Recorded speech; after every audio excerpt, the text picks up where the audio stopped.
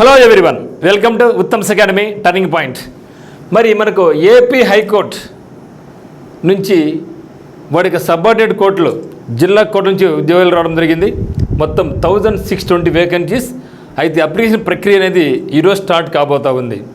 మరి మనం ఎట్లా అప్లై చేసుకోవాలి అని చూసినట్టయితే మొత్తం 1620 వేకెన్సీస్ గాను అప్లికేషన్ ప్రక్రియ 13/5/2025 నుంచి జూన్ 2వ తేదీ వరకు జరుగుతుంది.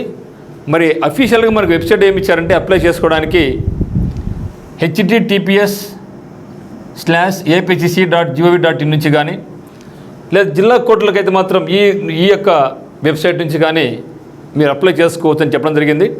కాకపోతే నేను కూడా ఇప్పుడే చూశాను, ఇంకా అయితే అప్లికేషన్ ప్రక్రియ ఓపెన్ కాలేదు, స్టార్ట్ కాలేదు.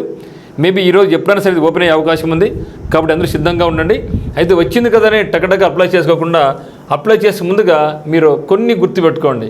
మరి పోయి నెట్ సెంటర్కి వెళ్ళేసి మళ్ళీ ఎన్నికకి వచ్చి పోయి కాకోకుండా నేను ఆల్రెడీ ఒక వీడియో చేయడం జరిగింది. ఒక అప్లై చేయడానికి మీకు ఏమి సర్టిఫికేట్ కావాలి అని చెప్పడం జరిగింది. సో అవన్నీ కూడా ఒకసారి సిద్ధం చేసి పెట్టుకోండి.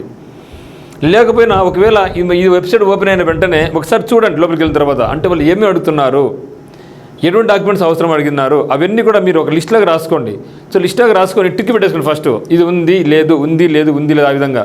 సో ఉన్నటన్నీ రైట్ టిక్ కొట్టుకొని లేదంటే ఇంటి పెట్టుకొని తర్వాత ఒక 2-3 రోజులు టైం పట్టినా పర్వాలే, అవి కూడా సిద్ధం చేసుకోండి. నేను సగం అప్లై చేస్తా తర్వాత చేద్దామంటే ఖచ్చితంగా మర్చిపోతాం. కాబట్టి all documents should be kept ready. ప్రతి డాక్యుమెంట్ మీకు ఏమేమి అవసరం అయ్యో అవన్నీ కూడా మీరు పక్కన సిద్ధం చేసి పెట్టుకోండి. దాంతోపాటుగా ఫోటోస్ కొంత ఏం చేస్తారంటే ఇప్పుడు కొన్ని ఏదో ఫోటో పక్కన పెట్టేసుకొని తర్వాత ఇబ్బంది పడుతూ ఉంటారు. కాబట్టి ఫొటోస్ అనేది మనం ఏమైతే అప్లై చేస్తున్నామో కనీసం అవి ఒక 3-4 మన కాడ ఉండాలి ఫొటోస్, అవి రెడీ రెఫరెన్స్లుగా. తర్వాత మన టైపింగ్ పోయినా లేదంటే స్కిల్ టెస్ట్ కానీ లేదంటే డాక్యుమెంట్ వెరిఫికేషన్ అప్పుడు కానీ ఇదే ఫోటో మళ్ళీ ఇక్కడ అడిగే అవకాశం ఉంటుంది, హాల్ టికెట్ లాగా అవసరం ఉంటుంది. కాబట్టి మీరు ఖచ్చితంగా మీరు ఇప్పుడు ఏ ఫోటో అయితే అప్లోడ్ చేస్తున్నారో ఆ యొక్క ఫొటోస్ కనీసం మీ దగ్గర 2 నుంచి 5 వరకు పెట్టుకోనండి. ఎప్పటికైనా సరే మన ఫ్యూచర్ మనకు బాగా పనికొస్తాయి అన్నమాట. తర్వాత ఆధార్లో ఎటువంటి మిస్టేక్స్ లేకోకుండా యాజ్ ఫర్ 10th క్లాస్ ప్రకారమే మీకు ఆధార్ ఉందో లేదో సార్ చెక్ చేసుకోండి. ఫాదర్ నేమ్ కానీ లేకుంటే మీకు డేట్ ఆఫ్ బర్త్ కానీ అడ్రస్ కానీ ఇవన్నీ కూడా కరెక్ట్గా ఉన్నాయో చూసుకోండి. ఉంటే నో ప్రాబ్లం. ఒకవేళ ఏమైనా చిన్న మార్పులు ఉంటే కూడా ఇమ్మీడియట్గా మీరు ఆధార్ సెంటర్కి వెళ్ళేసి మార్చుకున్నా మీకు 1 వీక్ మీకు వస్తుంది. మనకి ఎప్పుడు లాస్ట్ డేట్ మనకు ఉండేది నెక్స్ట్ మంత్ 2వ తేదీ వరకు. కాబట్టి మనకు 1 వీక్ టైం తీసుకున్నా కూడా మనకి 20వ తేదీ కల్లా మళ్ళీ మనకు వచ్చేస్తుంది కదా. ఓకే, సో ఆధారు తర్వాత before submitting check once. So కొంత ఏం చేస్తారంటే అంత చేస్తే సబ్మిట్ కొట్టేస్తారు. మరి ఒక మిస్టేక్స్ ఏమైనా ఉన్నాయా లేదా చూసుకోరు. ఇంకొందరు ఉంటారు మహానుభావులు, అసలు నెట్ సెంటర్గా పోరు, ఎవరికి అప్పగిస్తారు, ఫ్రెండ్కి అప్పగిస్తారు, లేదా వాళ్ళ మామకు వాళ్ళ అన్నకు అప్పగిస్తారు, వాళ్ళు టెడగా కొట్టేస్తారు, అయిపోయింది. లాస్ట్ చూసి అన్ని తప్పులు ఉంటాయి. ఈ విధంగా చాలాసార్లు ఇబ్బంది పడతారు. తర్వాత ఎగ్జామ్ వరకు మీరు వాళ్ళు టెన్షన్ పడతారు. ఎంత టెన్షన్ అంటే అంత టెన్షన్. మరి తర్వాత అంత టెన్షన్ పడే బదులుగా ముందుగా ఒక్కసారి మీరే కూర్చోండి. ఎప్పుడైనా సరే ఒక అప్లికేషన్ మనం అప్లై చేస్తున్నామంటే ఫిలప్ చేస్తున్నామంటే ఖచ్చితంగా అక్కడ మనం ఒక అరగంట సేపు టైం స్పెండ్ చేయండి.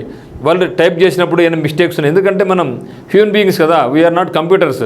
కాబట్టి ఖచ్చితంగా ఎర్రపడే అవకాశం ఉంటుంది కదా. మనం కూడా పక్కన ఉండే గమనించుకుంటూ ఏమైనా తప్పు ఉంటే పక్కనే కూర్చొని సర్దిద్దుకొని, తప్పితే వాళ్ళని నమ్ముకొని, ఫ్రెండ్ నమ్ముకొని, అన్న నమ్ముకొని, మామ నమ్ముకొని ఎవరిని కూడా నమ్మకాకండి. మీ అప్లికేషన్ పక్కన మీరే కూర్చొని చేసుకుంటేనే మనకు మంచి ఫలితం అనేది ఉంటుంది.